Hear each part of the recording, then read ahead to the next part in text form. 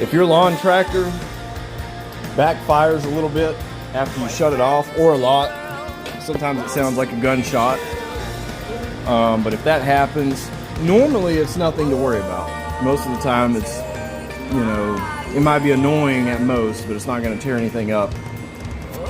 Although I have seen it crack a muffler. But what that could be, a lot of times, especially on the newer lawn tractors, is this solenoid right here.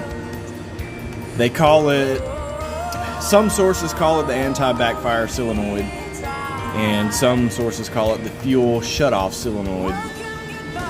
But the way this works, it'll have 12 volt power, and it'll have a ground, and then it goes into the bottom of the carburetor, you know, through a fairly large opening. The needle here will retract or extend, which I just retracted this one by hand and it no longer wants to extend. But anyway, when it extends, it blocks off the main jet in the carburetor and kills the flow of fuel. And so when you turn off the ignition switch, which can be in various locations, normally right around there, it not only kills the ignition or the fire, but it will also, you know, cause the needle to go outward and close off the main jet.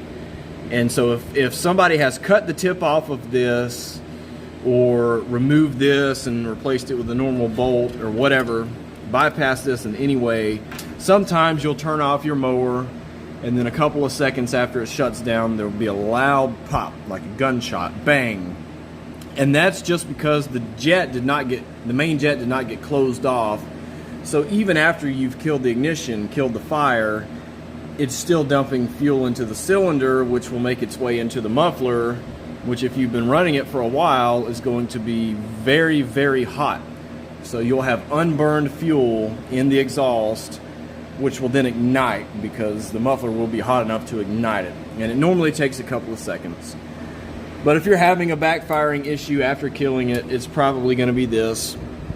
It's either been bypassed, cut off, or just exactly like this one that I'm showing you is, it's going to be rusty and have a bunch of gunk on it because either someone allowed water to get into the fuel or they left ethanol fuel sitting in here for over a year. So that's really most likely all it is for you. Not a big cause for concern, but definitely easily repairable.